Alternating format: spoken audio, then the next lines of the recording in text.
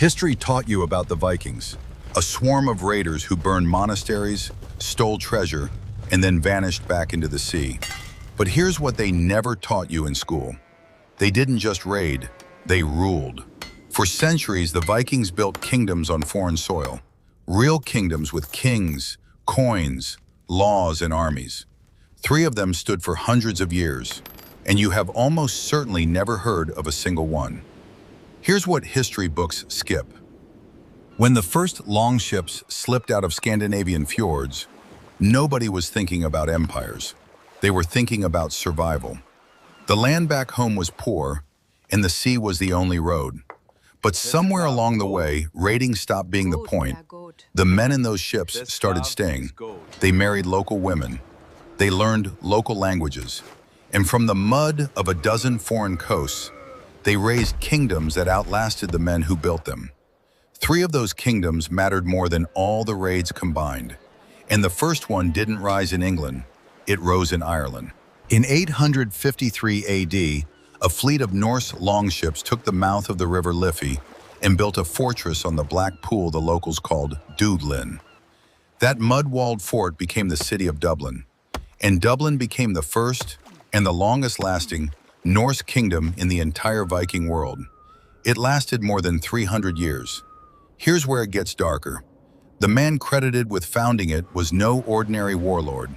It was Ivar the Boneless, the same figure the sagas paint as one of the most feared of all Viking leaders. But Dublin's real power wasn't in its swords, it was in its market. By the 10th century, Dublin was one of the richest trading hubs in northern Europe, a harbor crammed with ships carrying silver, silk, and enslaved captives from as far away as the Mediterranean. Think about that. The city that would one day become a nation's capital began as a Viking slave port, and it wasn't even their only one. While Dublin grew rich in the west, the Vikings took something even more valuable in the east. In 866 AD, an army we now call the Great Heathen Army marched into York, the beating heart of the old kingdom of Northumbria.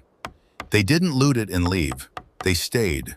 They renamed it Jorvik, and for nearly a century, Jorvik was not an English city with some Vikings in it.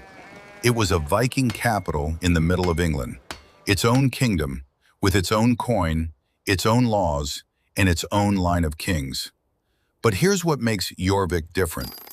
Its last Viking king was Eric Bloodaxe, a name so soaked in violence that even the sagas describe him as a man who murdered his own brothers.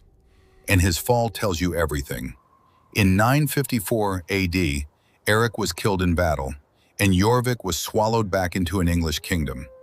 One day it was a Viking capital, the next it wasn't. That's how fast kingdoms died in the north. But the strangest Viking kingdom didn't die in battle at all. Forget England, forget Ireland. The strangest Viking kingdom didn't sit on a mainland at all. It floated. The kingdom of the Isles, the Norse called it Suðuroyar, the Southern Isles, was built on nothing but scattered rock, the Isle of Man, the Hebrides, and a string of islands off the Scottish coast. For 3 centuries, the men who ruled these islands were neither fully Norse nor fully Gaelic. They were something new, a hybrid people the histories call the norse-gaels. They spoke both languages, they followed both gods, and they answered to no single king, because their real king was the sea itself. Here's the final piece history books skip. This floating kingdom outlasted almost every other Viking state in the West. It didn't collapse to an invading army. It simply slipped away, piece by piece, until a treaty in 1266 handed the last of it to Scotland. No massacre, no last stand, just a signature, and an entire Viking world quietly ended. So here's what matters. The Vikings were not just raiders, they were kingmakers. They founded a capital in Dublin, built a kingdom in the middle of England, and held an island empire together for 300 years. Same people, same gods, completely different destinies. And the reason history books reduce them to horned helmet savages is the same reason we still tell the story wrong today. It's easier to remember a raid than a kingdom. But now you know better. If these hidden Viking kingdoms blew your mind, hit the like button and subscribe. It would really help this channel as we uncover the warrior cultures they erased from history. And tell me in the comments, which of the three would you have ruled? The slave port capital, the doomed English kingdom, or the empire of the sea?